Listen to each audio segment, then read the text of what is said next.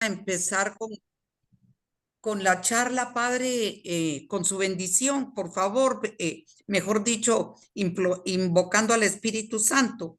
Ya.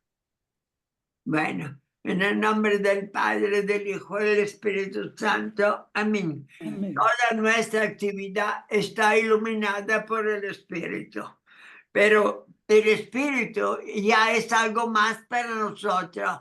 No es un nombre, algo muy etéreo, difícil de agarrar.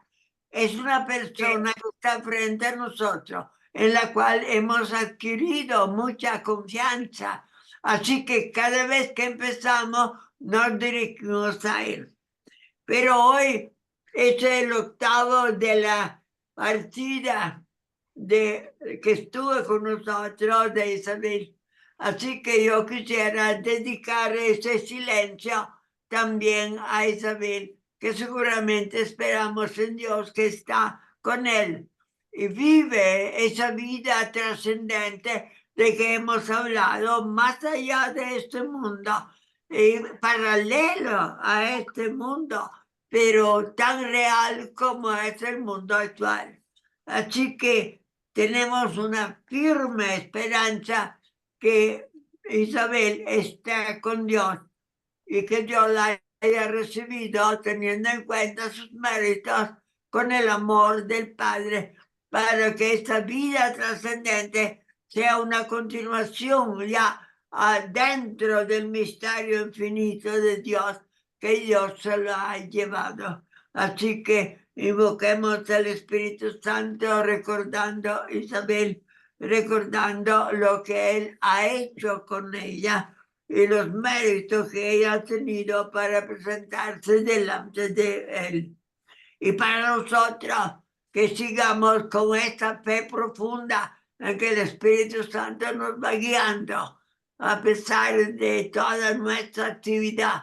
Él agrega siempre algo más, algo que la transforma en esa palabra que ya ha sido usada, también explicada, que es algo trascendente, algo más allá de lo social, de lo mundano, a todos los niveles, para poder entrar en este nivel superior, que es la gloria de Dios, la vida eterna donde Él habita, donde Él vive y sigue acompañándonos con su gracia. Pidámosle al Señor, hagamos este acto de silencio recordando a Isabel y al mismo tiempo dialogando con el Espíritu para estar en el corazón del amor de Dios. Amén.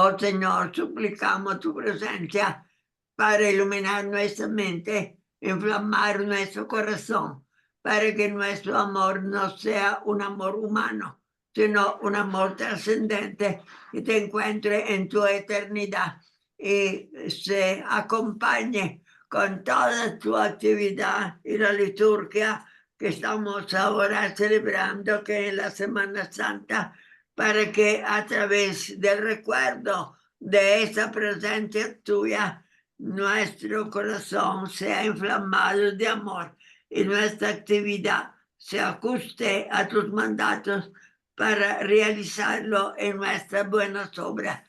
Te lo pedimos por Cristo nuestro Señor. Amén. Amén. Muchas gracias, Padre. Ahí está. Voy a pedirles a todos, excepto a la presentadora y por supuesto al Padre, que apaguen sus cámaras y sus micrófonos, por favor. ¿Y Pini Cueto? Sí, Conchita. Bueno, primero que nada, buenas noches al Padre otra vez y buenas noches a todos los amigos que están oyendo. Bueno, ¿qué les puedo decir? He tratado de hacerlo lo mejor después de la exposición de Osvaldo y de Anabela anteriores. Voy a tratar de hacerlo y también con la pena de Isa, ¿verdad? Me ha costado un poquito, pero aquí estoy. Espero que les guste. Después se las voy a mandar a Conchita y al que lo desee con mucho gusto. Entonces, Conchita, ¿me das para compartir pantalla, por favor? Sí, claro, Pini. Ya, Pini. Voy.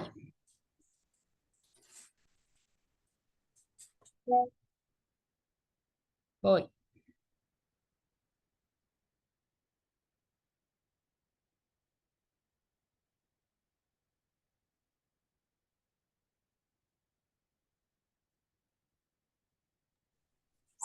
Ya te vemos, Pini. Sí, ya voy. Solamente quiero empezar al principio.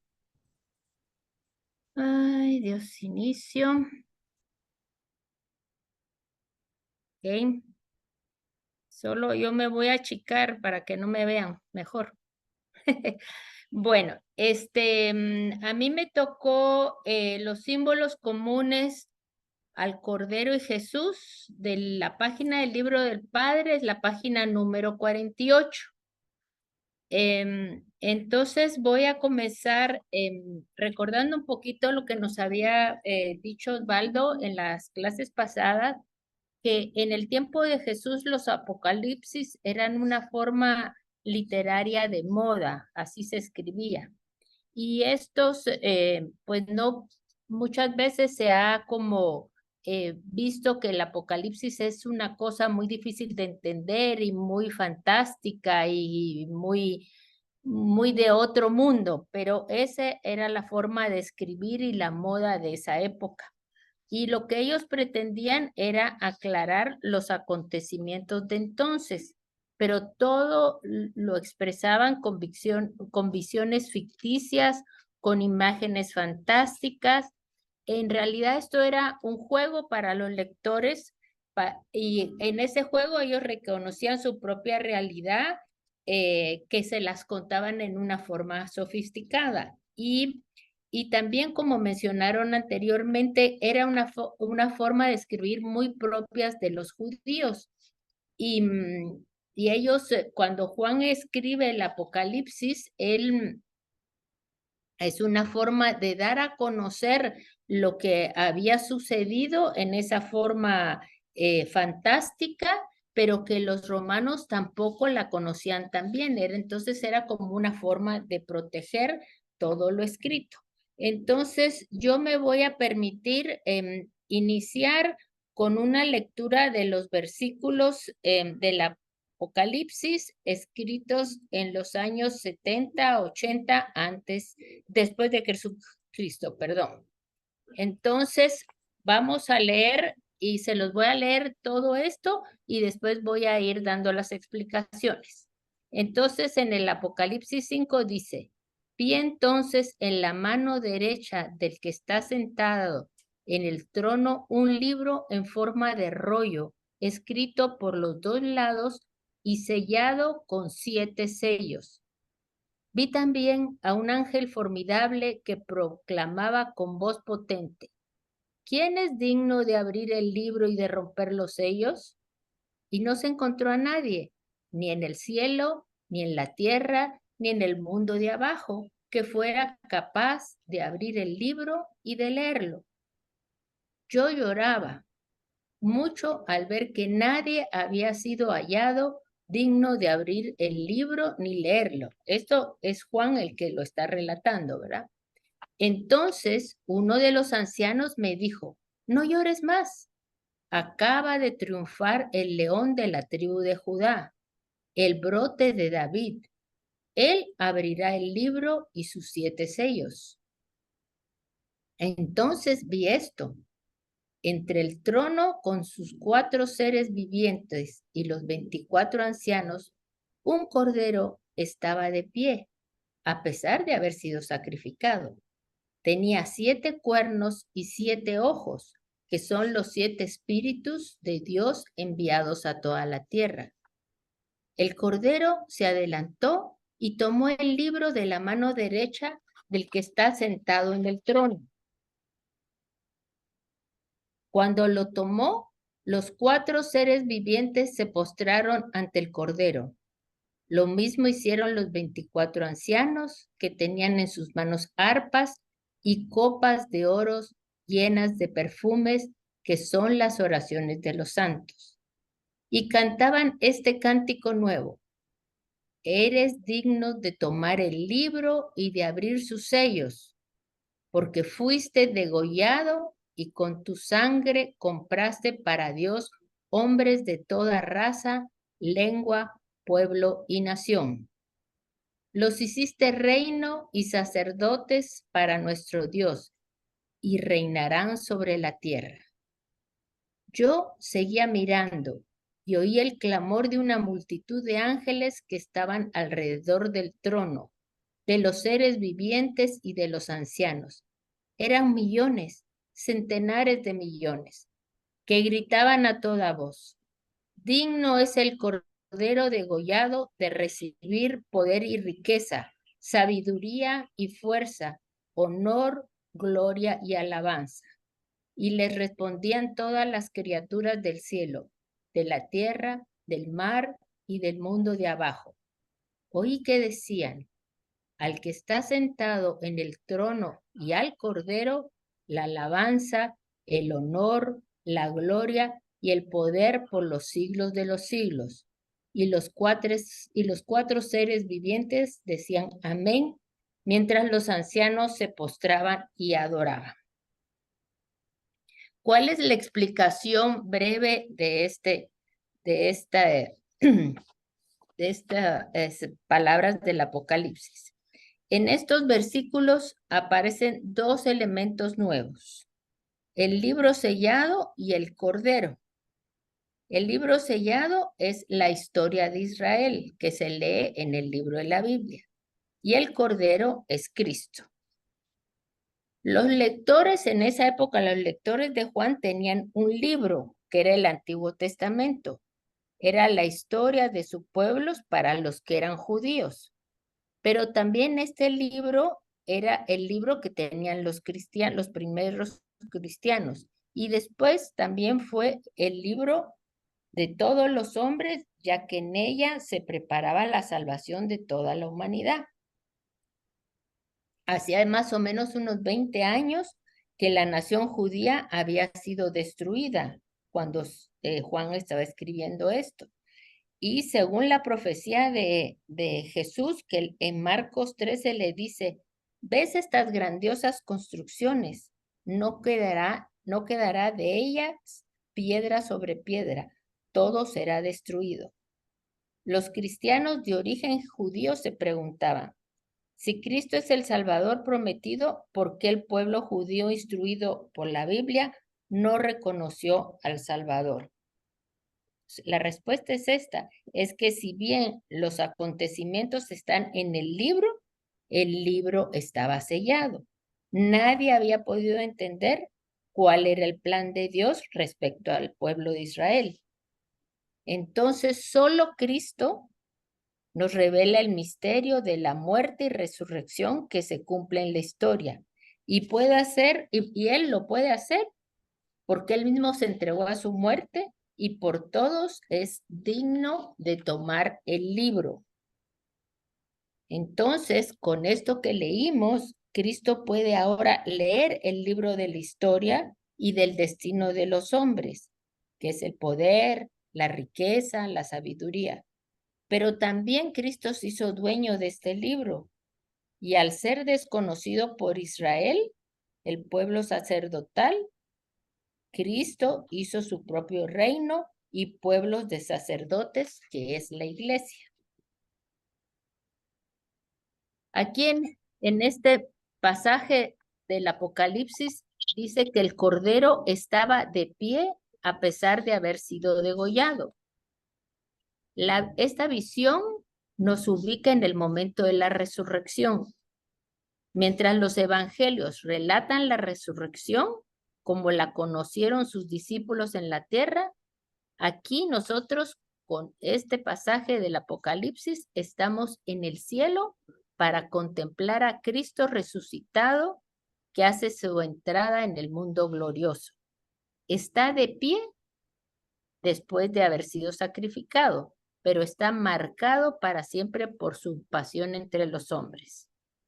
Los 7 cuernos y los 7 ojos del Cordero expresan la plenitud del poder y del conocimiento que tiene Cristo resucitado.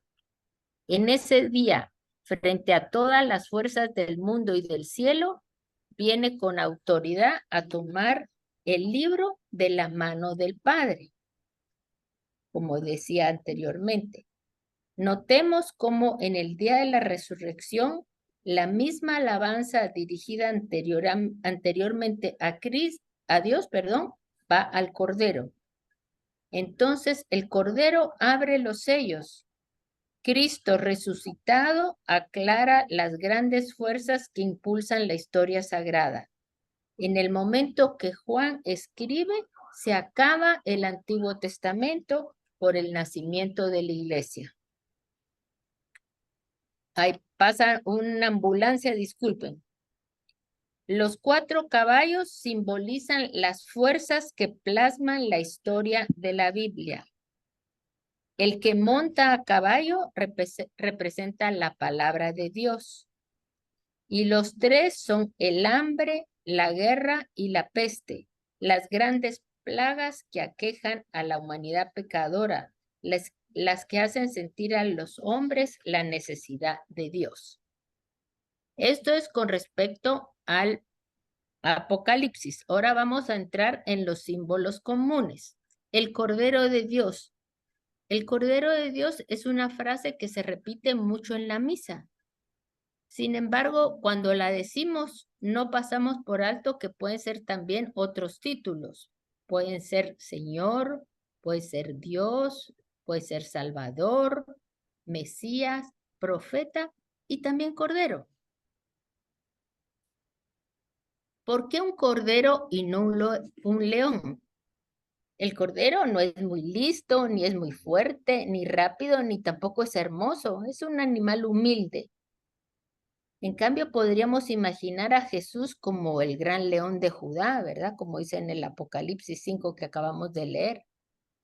Pero si observamos bien, el león en el Apocalipsis aparece fugazmente. En cambio, el cordero domina y aparece no menos de 28 veces. Gobierna ocupando el trono del cielo. Esto lo saqué de Scott Hahn. Muchas de las cosas que les voy a decir es de la lectura de él, que es muy reveladora. Aquí encontré esta linda imagen del Cordero de los 7 cuernos. Ahí ya no se lo ve tan mansito como se refiere al principio. Y es el Cordero que dirige un ejército con miles de hombres y ángeles metiendo miedo en el corazón de los malvados. Este Cordero tiene la plenitud del poder y del conocimiento que tiene Cristo resucitado. Tiene todas sus fuerzas, las fuerzas del mundo y del cielo, y viene con autoridad a tomar el libro de la mano del Padre, como lo acabamos de leer en el Apocalipsis. ¿Qué significado tiene el Cordero para Juan? Estos títulos de Cordero y Cordero de Dios se aplican casi exclusivamente en los libros del Nuevo Testamento. Cordero y Cordero de Dios sobre todo. Y se atribuyen a Juan en el 4º Evangelio y en el Apocalipsis. También aparece en otros libros como en los Hechos de los Apóstoles 8 y en Pedro 1 que dicen que Jesús es como un cordero. Pero solo Juan se atreve a llamar a Jesús el Cordero. Para comprender todo esto, vamos a regresar un poquito al tiempo y ver un poco de la antigüedad para poder comprender por qué del Cordero.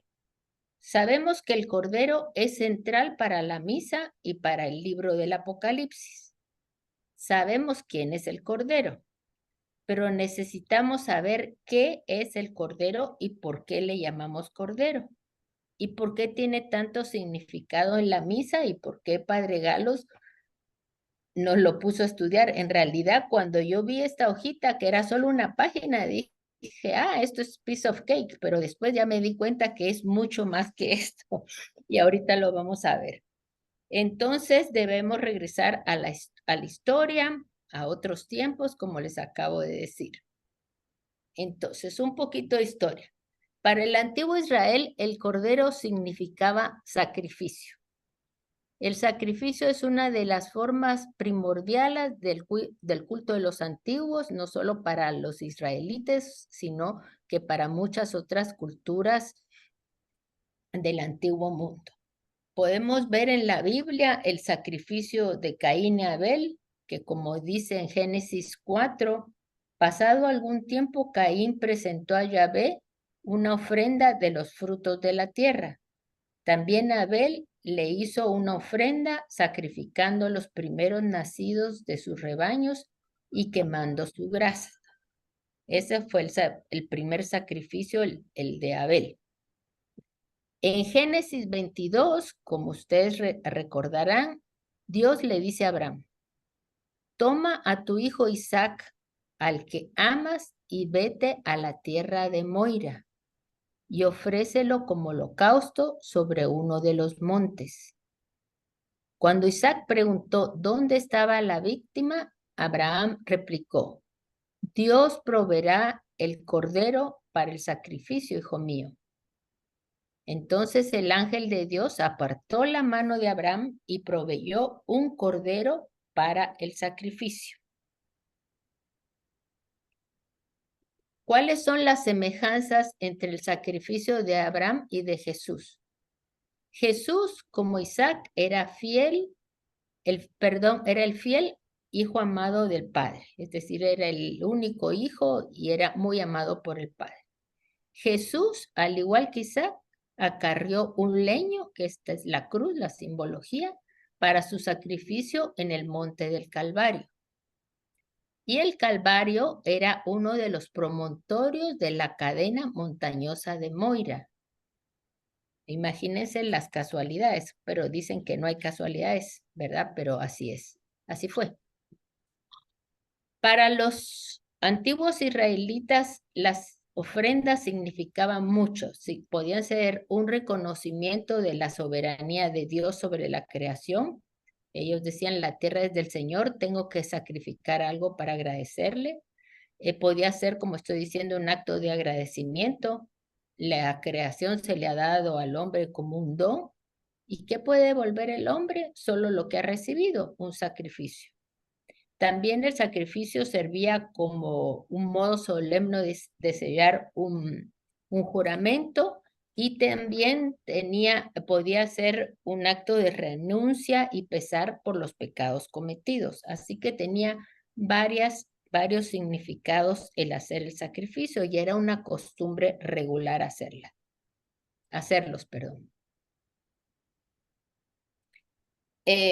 La Pascua fue el sacrificio central de la historia de Israel.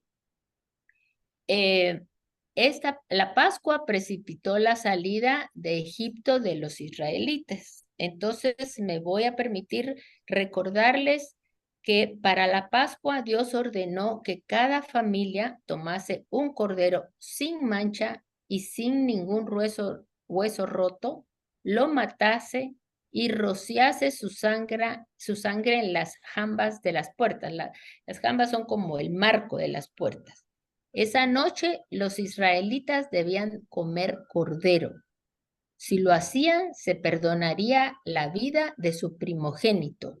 Si no lo hacían, su primogénito moriría y esa noche junto con los primogénitos de su ganado. Era un acto de redención. Y ahora les voy a leer del libro de Scott Hahn un pedacito que no copié porque me pareció muy largo y solo para leerlo para que entremos un poquito más en lo que significaba la Pascua a partir de la orden del Cordero sin mancha. Y dice así en la página 41. Dios no rescató a los hijos primogénitos de Israel. También no solo rescató a los hijos primogénitos de Israel, también los consagró como un reino de sacerdotes, una nación santa, una nación a la que él llamaba su hijo primogénito. El Señor dijo a los israelitas, entonces, que conmemoraran la Pascua cada año e incluso les dio las palabras que deberían usar para explicar el ritual de las futuras generaciones. Cuando vuestros hijos os preguntan, ¿qué significa para vosotros este rito? Diréis, es el sacrificio de la Pascua del Señor que pasó de largo de las casas del pueblo de Israel en Egipto cuando golpeó a los egipcios. Entonces, esta es la alianza, ¿verdad?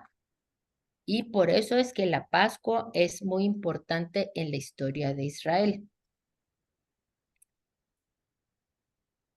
El día de los grandes sacrificios era la Pascua.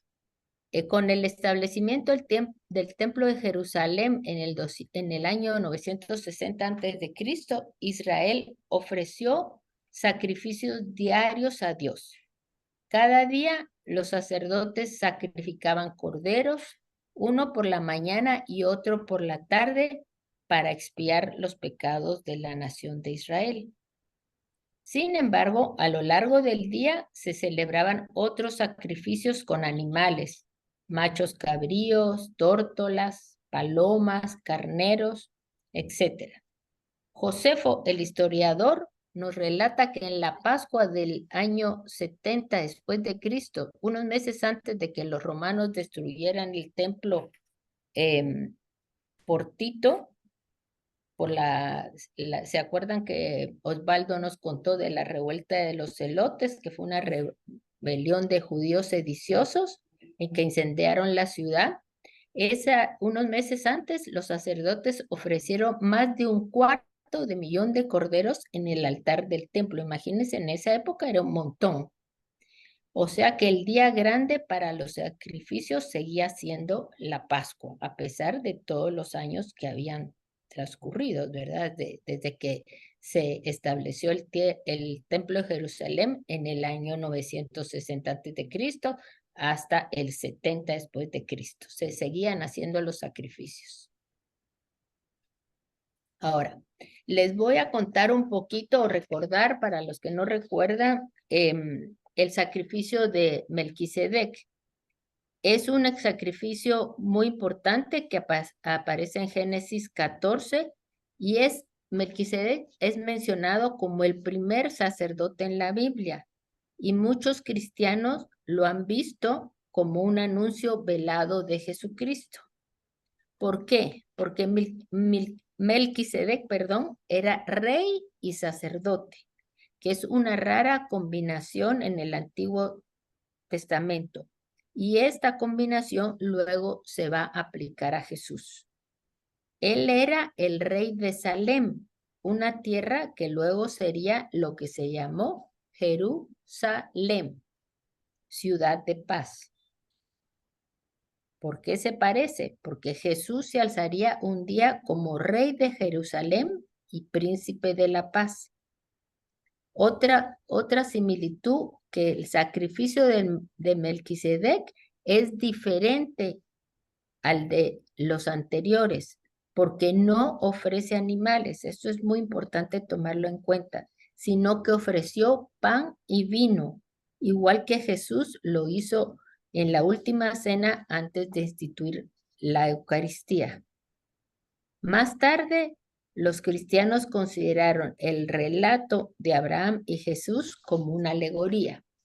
Entonces, volvemos a las similitudes, pero les quería contar antes recordar lo de Melquisedec, porque hay mucha coincidencia. El templo fue construido en el mismo sitio que Melquisedec hizo el sacrificio del pan y vino, el mismo sitio.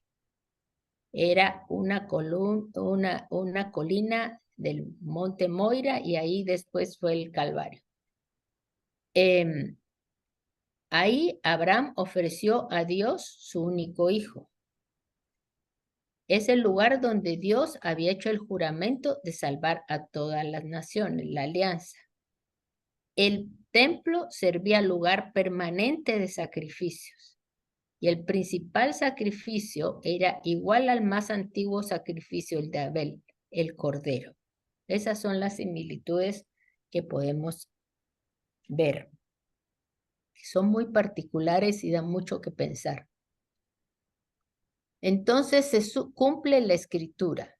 Se sabe que Jesús observó las leyes judías relativas al sacrificio. Seguramente celebró la Pascua cada año en Jerusalén. Probablemente comió cordero con su familia o con los apóstoles. Consumir el cordero era la única forma por la que el fiel judío podía renovar su alianza con Dios.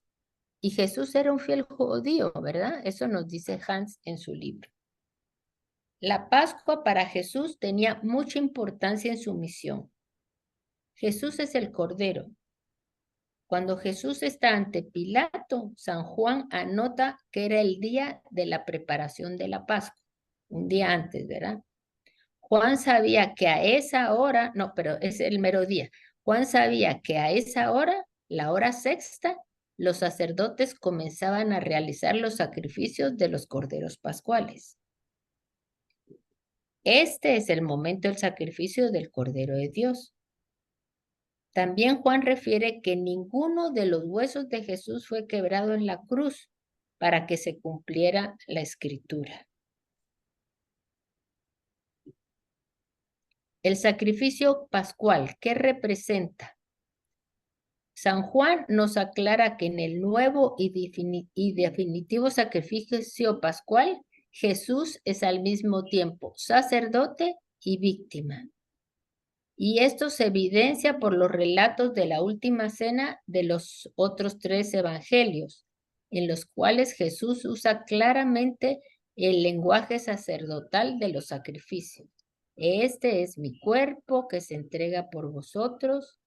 Este cáliz que se derrama por vosotros es la nueva alianza de mi sangre. Como dije hace un ratito, Jesús es sacerdote y víctima. Jesús era sacerdote al mismo tiempo que víctima, y como sacerdote podía hacer lo que ningún otro sumo sacerdote hizo. ¿Se recuerdan que el sumo sacerdote entraba al lugar sagrado cada año con una sangre que no era la suya? Pero él lo podía hacer solo por unos momentos, porque no era lo suficientemente digno, porque tenía pecado. En cambio, Jesús entró al Santo de los Santos, al cielo, para ofrecerse a sí mismo como nuestro sacrificio.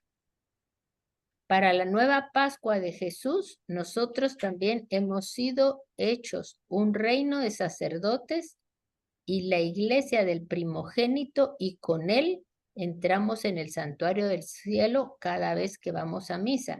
Esto es muy importante. Gracias a ese sacrificio, nosotros somos un reino de sacerdotes y somos parte de la iglesia, y con él entramos al santuario del cielo cuando vamos a misa.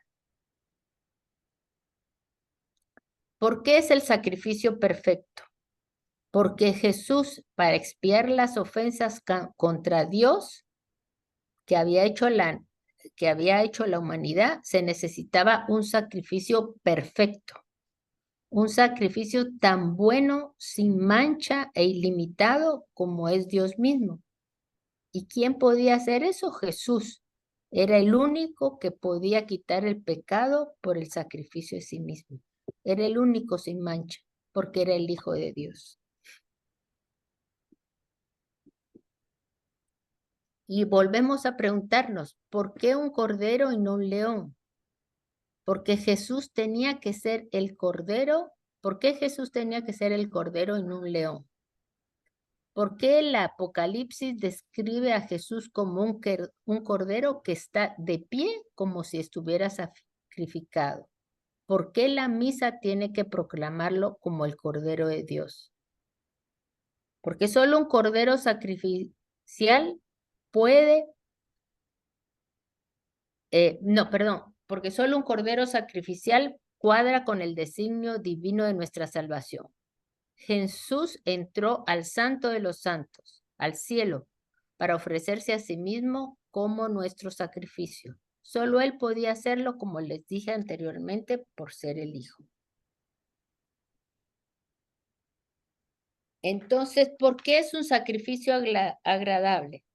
Porque a la luz de la nueva alianza, los sacrificios que se hacían en la antigua alianza tienen más sentido para el único sacrificio de Jesucristo, nuestro Rey y sumo sacerdote, en el santuario del cielo.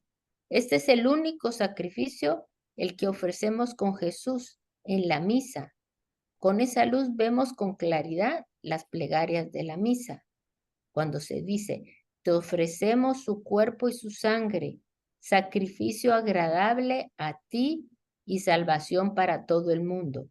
Dirige tu mirada sobre esta víctima que tú mismo has preparado a tu iglesia. Esta es la plegaria eucarística que siempre escuchamos en la misa. Entonces es un sacrificio que, a pesar de lo horrible que fue agradable a Dios, porque fue la única forma que podía redimir los pecados de los hombres. Esas palabras, Cordero de Dios que quitas el pecado del mundo, cuando pensamos, ¿es tan manso como un cordero? Como leemos decir con cierta frecuencia de alguna gente, ¿verdad? Es tan manso como un cordero. Y en efecto, el cordero es como un símbolo de mansedumbre, de bondad, de paz. Es un animal inocuo que no hace daño, indefenso, y cuando es pequeño también da sentimiento de simpatía por su candor e inocencia. Pues Jesucristo nuestro Señor no rehusó adjudicarse a sí mismo el título de Cordero de Dios. Y fue Juan Bautista el que se lo aplicó. Pero Jesús no lo rechaza, ¿no? No le dice que no me digas Cordero, Él lo acepta. Y es más, lo acepta de buen grado. Fue el Papa San Sergio I quien introdujo el Agnus Dei en el rito de la misa. Estos son detalles que les quería contar, ¿verdad? Que fue el Papa el que introdujo el Sergio I el Agnus Dei en el rito de la misa justo antes de la comunión. Y desde entonces todos los fieles cristianos recordamos diariamente aquellas palabras del Bautista: he aquí el Cordero de Dios que quita el pecado del mundo.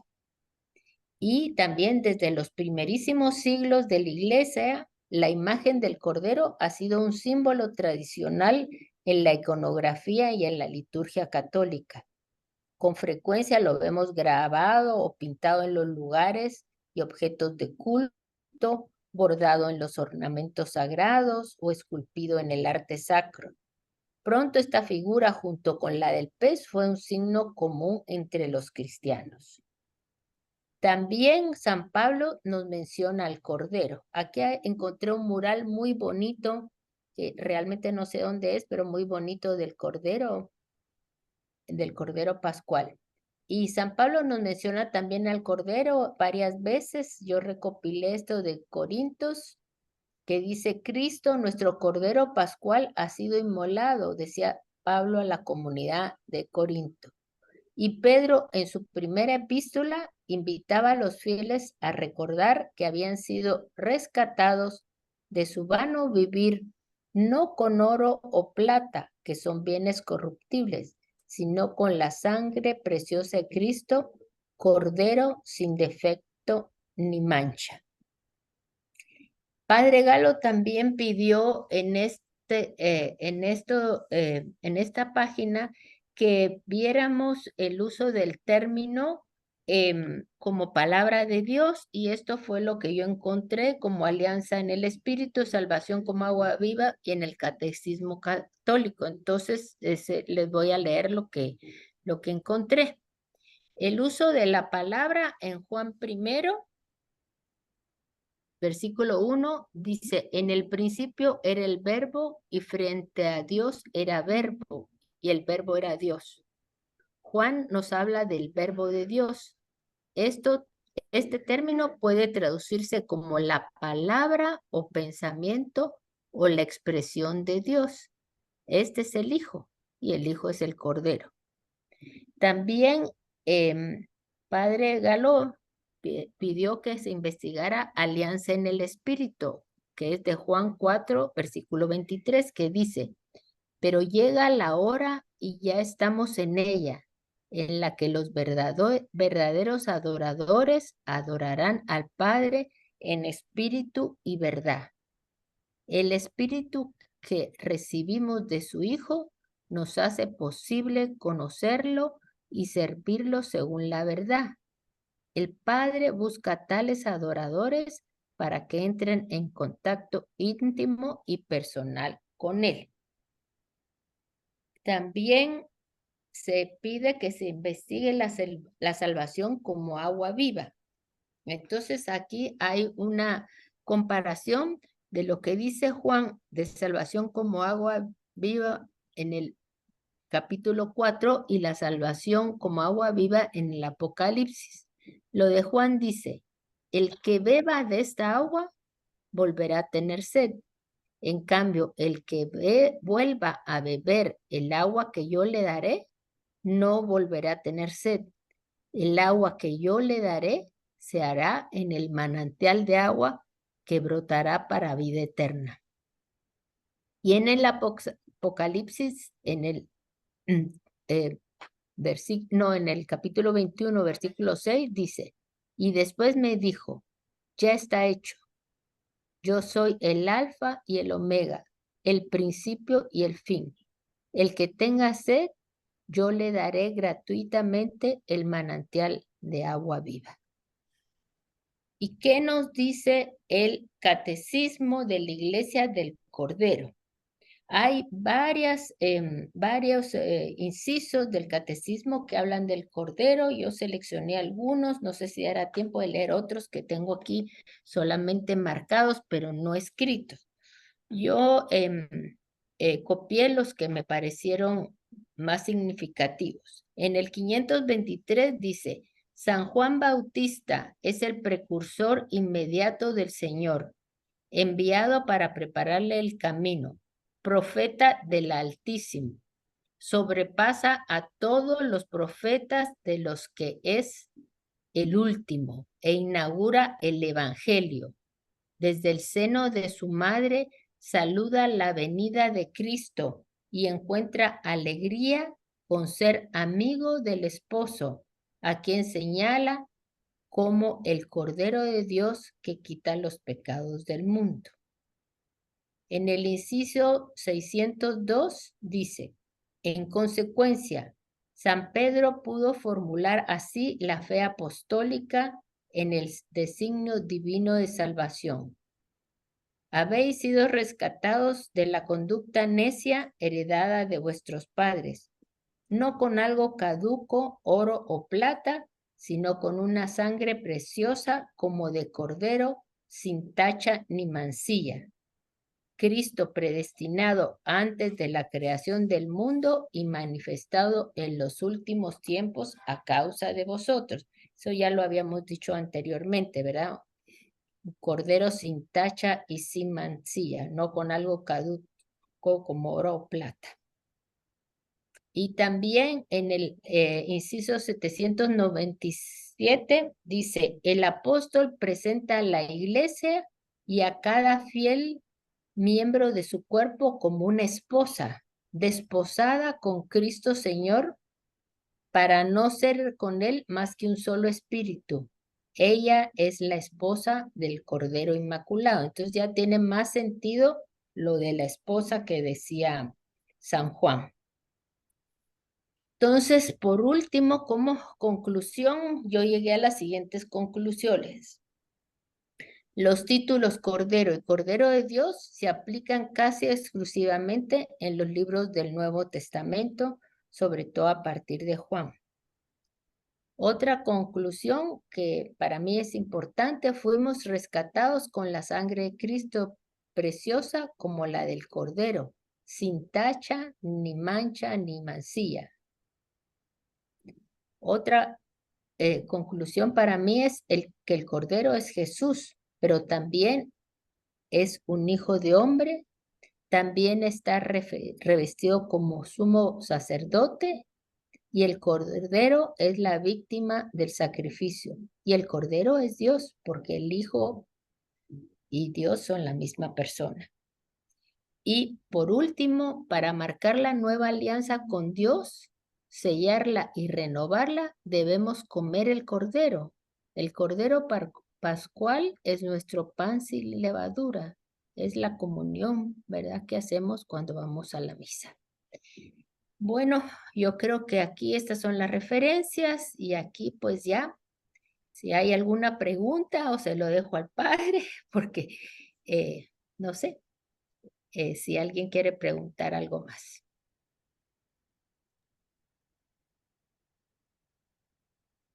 Veníamos en el carro. Pini, muchísimas gracias. Qué linda tu presentación, clarísima.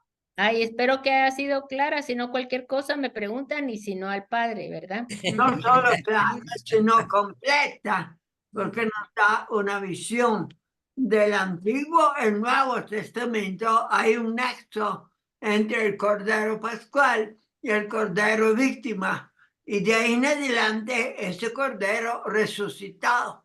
Así que cito mucho del Apocalipsis, donde ese Cordero aparece con diferentes figuras.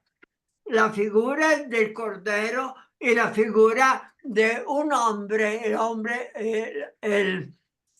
hombre, hijo de Dios, o el hijo de hombre, el cual se presenta como un personaje maravilloso, triunfante, que ya es el Cordero hombre, o sea, la doble dimensión que tiene el sacrificio y el que ha ganado, el que ha vencido y que ahora ya está triunfando.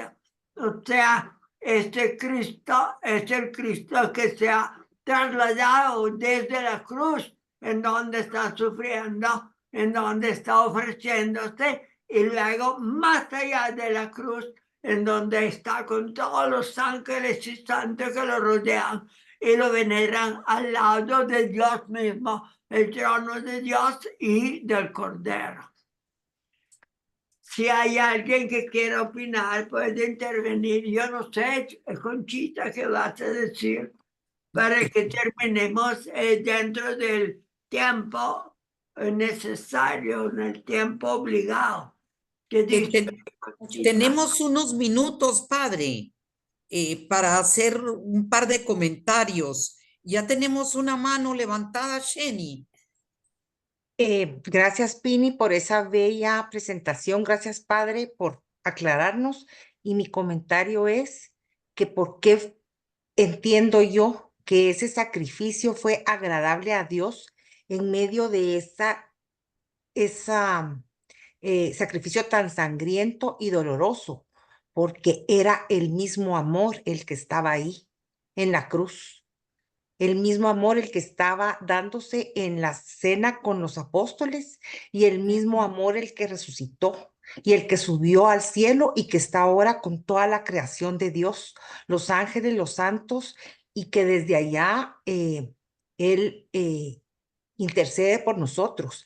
Ese sacrificio de esa sangre preciosa que derramó hasta la última gota, tanto así que cuando el soldado le rompió el costado y llegó al corazón, sacó agua, esa agua que es vida, porque Agua de derramó vida, hasta sí. la última gota por nosotros el amor mismo del Padre y del Hijo en ese mismo momento. Gracias.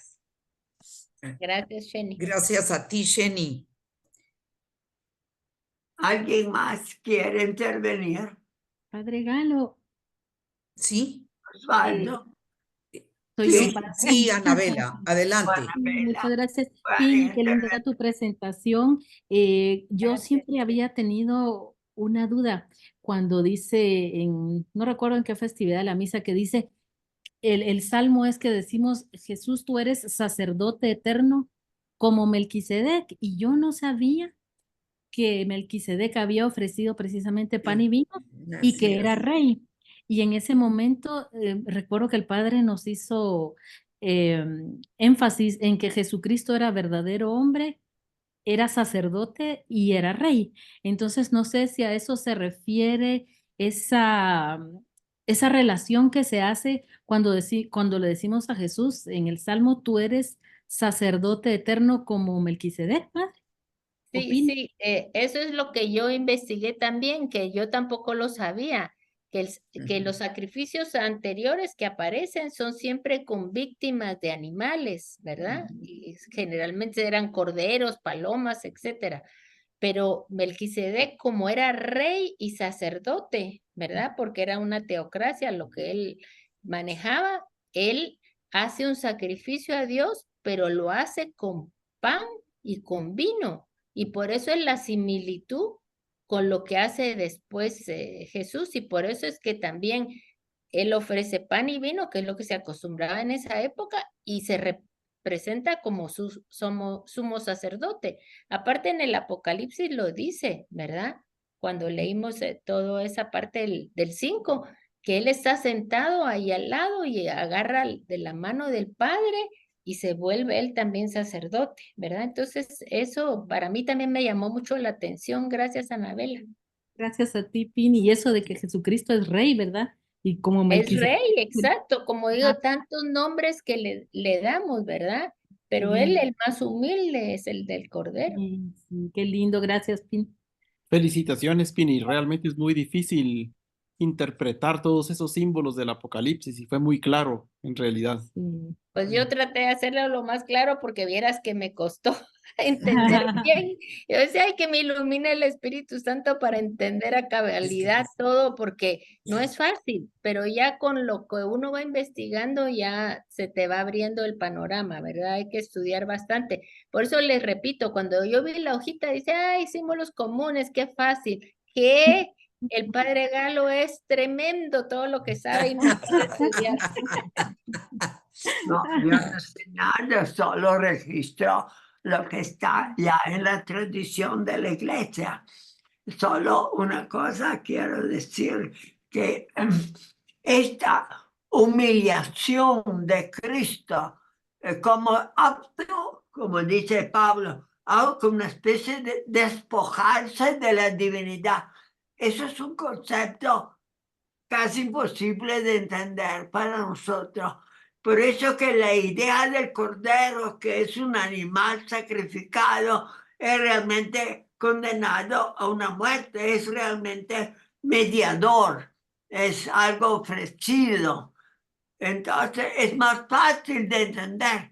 Pero cuando eso lo trasladamos a Cristo en la cruz, que se ofrece al Padre, se vuelve absolutamente imposible, porque ese ofrecimiento que hace es del Hijo de Dios, hombre, al Padre eterno. Por lo tanto, estamos en la mera trascendencia desde la tierra, desde el sufrimiento, en que Cristo está como pisoteado, insultado, escupido, destruido, hecho pedazo. Y en esta situación Él pasa al Padre ofreciendo esa víctima en una transformación total de la destrucción de lo humano para que siga viviendo y triunfe. Tanto que lo que dice el Apocalipsis, hablando de ese momento de entrada en la eternidad, dice el Apocalipsis, todos los ángeles vienen a adorarlo en ese momento. O sea, Él es el rey del universo. Pero nos cuesta mucho ver esto cuando lo vemos en la cruz expirando, haciendo el último suspiro, el último ofrecimiento al Padre. O sea, son como dos mundos completamente antitéticos. Uno es el triunfo y la plenitud del reinado y el otro es la destrucción de la divinidad escondida dentro de una humanidad también destruida, humillada, despreciada y por lo tanto odiosa a nosotros mismos por el pecado que la ha reducido a esta situación desesperada y destruida. Solo ahí es cuando vemos que es el pecado.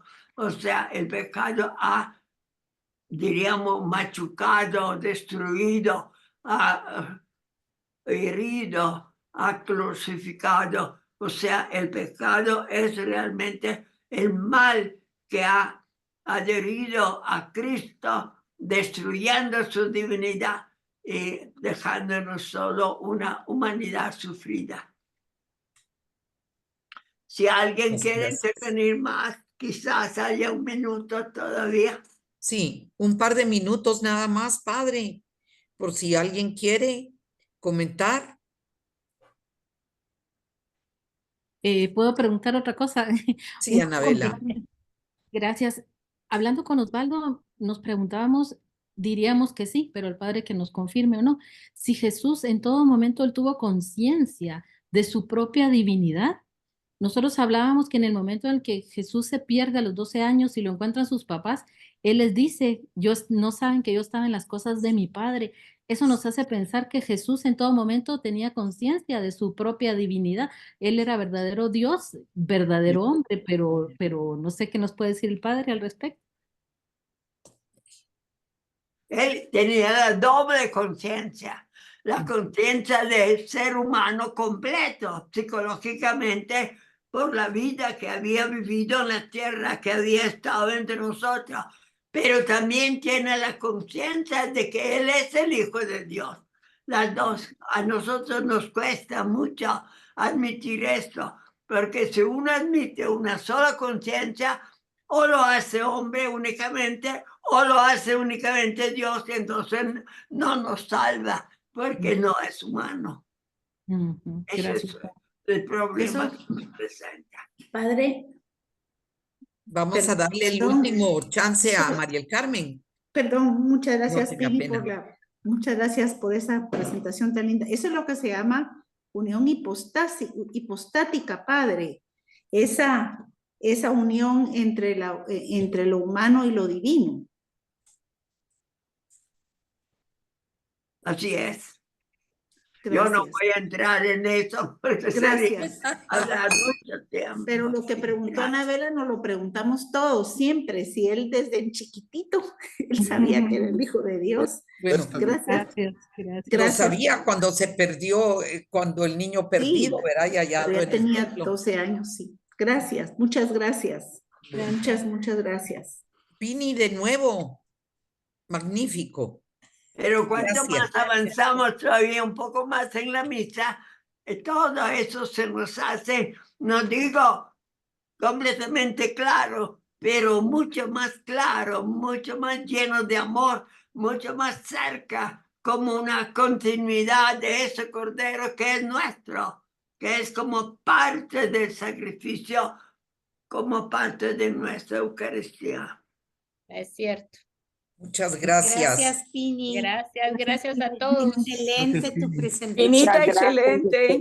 Gracias. Excelente. Entonces, padre, vamos a pedirle su bendición final, por favor. Gracias a todos los que han estado presentes. Que el Señor los bendiga, el Espíritu Santo les siga iluminando, porque todavía nos falta mucho penetrar a ese misterio de la transustanciación y de la vida que Él nos comunica en la Eucaristía. La bendición de Dios Todopoderoso, Padre, Hijo, Espíritu Santo, descienda sobre cada uno de ustedes y permanezca siempre. Amén. Gracias. Amén. Gracias, Padre. Muchas gracias, padre. Gracias. Gracias a los voluntarios que van a presentar la semana entrante. Buenas noches.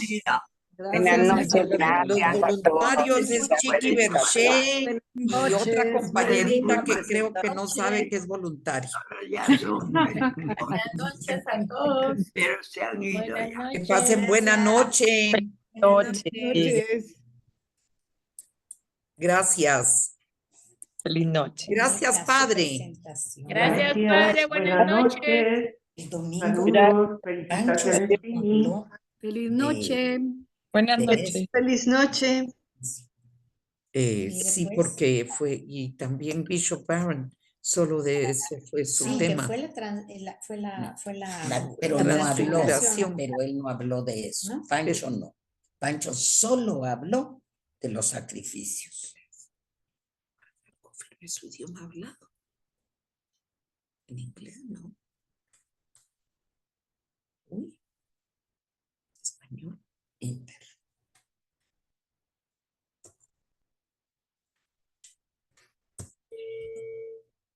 Ahí les voy a decir que no.